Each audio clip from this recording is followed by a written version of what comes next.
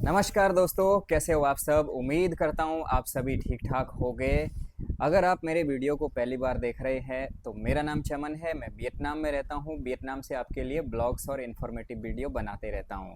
आज का टॉपिक कुछ खास है। आज मैं बताने वाला हूँ आपको वियतनाम में शादी करना सही आइडिया है या फिर गलत। बहुत सारे लोग वियतनाम में शादी करना चाह रहे हैं और मैंने तो वैसे भी वियतनाम में शादी कर रखी है, तो आपको एकदम से करेक्ट इन्फॉर्मेशन दूंगा ताकि आप उल्टे सीधे चक्कर में ना फंस जाए। तो फिलहाल के लिए मेरी बीबी भी यहीं पर बैठी है भाई, वो सब कुछ सुन रही है, वो हिंदी थोड़ी बहुत समझती भी है। तो आपको मैं बताना चाहता हूँ कि भाई मेरा अभी तक ठीक ठाक चल रहा है। राय दे रहा हूँ लोगों के लिए भाई जो वियतनाम में शादी करने का सोच रहे हैं।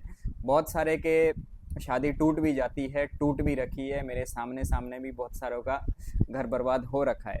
तो वियतनाम में करनी चाहिए नहीं करनी चाहिए, इस वीडियो में बताएंगे। अगर आप शादी करते हैं वियतनाम में तो आपको क्या क्या फ़ायदे मिलते हैं यहाँ की सरकार की ओर से, क्या आपको यहाँ की नेशनलिटी मिलती है या नहीं मिलती है, इसको भी बताऊंगा। लेकिन अलग से भी एक वीडियो बनाऊंगा इसके लिए कि वियतनाम में नेशनलिटी मिलती है, किस बेस पे मिलती है।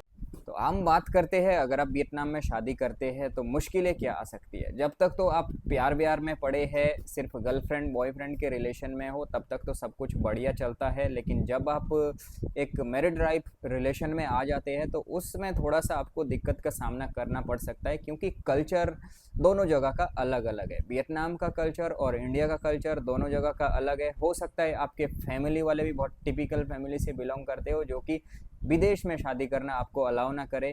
और वियतनाम में भी ऐसा होता है कि जिनके पेरेंट्स विदेश में शादी करने के लिए अलाउ नहीं करते हैं। तो एक तो नॉर्मल चीज़ है ये, जिसका सामना करना पड़ता है सभी लवर्स को, ठीक है।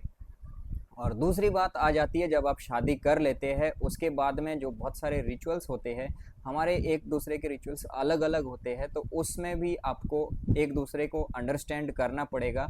कुछ एक चीज़ें सेक्रीफाई करना पड़ेगा, कुछ आपके पार्टनर को मानना पड़ेगा, कुछ आपको मानना पड़ेगा।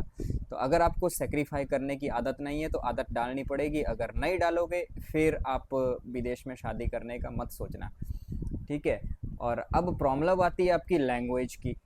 तो अगर आप वियतनाम में लॉन्ग टाइम से भी रह रहे हैं तो लॉन्ग टाइम से भी आपको इतनी वियतनामी तो नहीं आ पाएगी, 100% नहीं आ पाएगी कि आपको सब कुछ समझ आ जाए। तो जैसे मैं अभी 8 साल से मेरे को ज़्यादा टाइम हो गया है, तो हमारे बीच में भी कभी ऐसी बात होती है जो मुझे समझ नहीं आती। कभी मैं कुछ उसको बोलता हूँ वियतनामी में तो उसको समझ नहीं आता है। तो ये सब दिक्कतें होते रहती है। तो इसमें हमारे को क्या है, सेक्रीफाई करना पड़ता है चीज़ों को। जब नहीं समझ आ रही है कुछ देर के लिए शांत रह जाओ, उसके बाद में फिर से कंटिन्यू चीज़ों को करो। जब शांत हो जाए वातावरण फिर उसके बाद में चालू रहो। तो मतलब बहुत सारी चीज़ें सेक्रीफाई करनी पड़ती है कि जैसे सपोज करो आप फैमिली में जाते हो, किसी रिश्तेदारों के घर में जा रहे हो, वो आपको किसी चीज़ के लिए कुछ चीज़ें ऑफ़र कर रहे हैं, उनके खाने पीने का ढंग अलग है। जब आप वहाँ पर जाओगे उनके खाने पीने में क्या क्या बन रहा होता है, सब कुछ खा जाते हैं, लेकिन आप वो चीज़ें नहीं खाएंगे। तो वहाँ पर आप कैसे एडजस्ट करेंगे।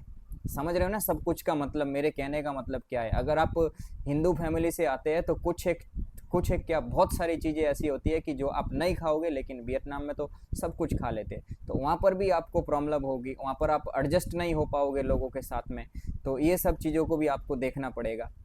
और अगर आप देखते हैं फ़ायदे की कि आपको क्या फ़ायदे हो गए यहाँ पर, वीज़ा आपको या नेशनलिटी यहाँ पर मिलती है शादी करने के बाद में। शादी करने के बाद में भी यहाँ पर आपको वीज़ा ही लेना पड़ता है। वीज़ा बनता है या तो 3 साल का या फिर 5 साल का। तो इसमें अलग अलग प्रोसेस रहता है कि अगर आप 3 साल का वीज़ा लेते हैं, 3 साल के वीज़ा में आपको मल्टीपल एंट्री वीज़ा मिल जाता है। उसमें क्या है कि आपको 3 साल के भीतर में कंट्री से बाहर नहीं जाना पड़ेगा। आपको कंटिन्यू आप वियतनाम में रह सकते हैं 3 साल तक, उसके बाद आप अपना वीज़ा रिन्यू करवाओ। और 5 साल का भी जो वीज़ा होता है उसमें थोड़ा सा गड़बड़ ये रहता है कि हर 6 महीने में या तो आपको कंट्री एग्जिट करना पड़ता है या फिर आपको इमिग्रेशन में जाके स्टैंप लगवाना पड़ता है। स्टैंप की कुछ फीस होती है, $10 कुछ होती थी, अब शायद बढ़ गई हो, तो मुझे उतना उसका आइडिया नहीं है। नेक्स्ट टाइम मैं इसके बारे में वीडियो बनाऊंगा दोबारा से वीज़ा से रिलेटेड। तो नेशनलिटी नहीं मिलती है, नेशनलिटी मिलती है वियतनाम में सिर्फ उन लोगों को जिनके पास थोक में पैसा है। अगर पैसा नहीं है तो नेशनलिटी के लिए सोचना मत वियतनाम में। इसके लिए मैं अलग से वीडियो बनाऊंगा कि वियतनाम कि अगर सिटीजनशिप लेनी है तो क्या प्रोसेस रहता है, और कितना एटलीस्ट आपके पास पैसा होना चाहिए, और किसको नेशनलिटी मिलती है किसको नहीं मिलती है।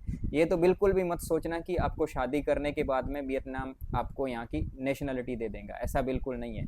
जो आपके बच्चे हो गए शादी करने के बाद में, उनके पास चॉइस रहती है, मतलब पेरेंट्स के पास चॉइस रहती है चूज़ करने की, बच्चे को नेशनलिटी कहाँ का देना है, वियतनाम का या फिर इंडिया का देना है। वो आपको आपसी सहमति होनी चाहिए दोनों लोगों की। जब सहमति हो जाएगी तो उसके बाद आप क्लियर एक ही नेशनलिटी दे सकते हैं। अगर आप वियतनाम की दे रहे हो तो दोनों को सहमत होना पड़ेगा, साइन करना पड़ेगा एग्रीमेंट कि हाँ हम दोनों वियतनाम की नेशनलिटी दे रहे हैं। उसमें भी कुछ अलग अलग रूल्स होते हैं कि वियतनाम की नेशनलिटी देते हुए आपको नाम वियतनामी देना पड़ता है। फैमिली नेम आप रख सकते हैं इंडियन का, फिर नाम वियतनामी रखना पड़ेगा। और अगर आप इंडिया की नेशनलिटी देते हैं, अगर वियतनाम में रहते हैं, नाम तो आप इंडियन दे सकते हैं, लेकिन यहाँ पर आपको कुछ एक बेनिफिट्स ऐसे होंगे जो आपको नहीं मिलेंगे।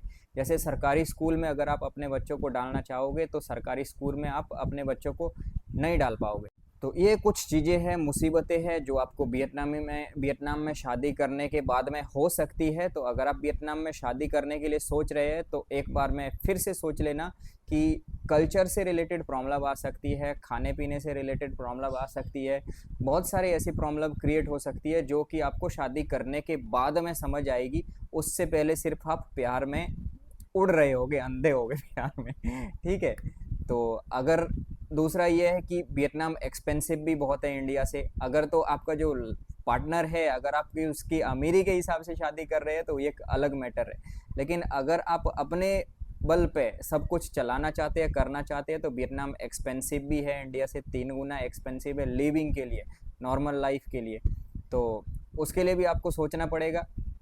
तो अगर आपका जेब अच्छा खासा है तो आप कर सकते हैं, नहीं तो आपको फाइनेंशियली भी थोड़ा सा सोचना पड़ेगा।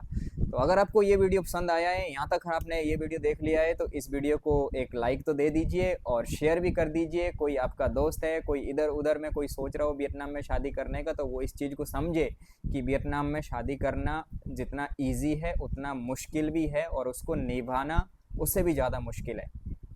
ठीक है। तो मिलते हैं नेक्स्ट वीडियो में। Bye bye for now.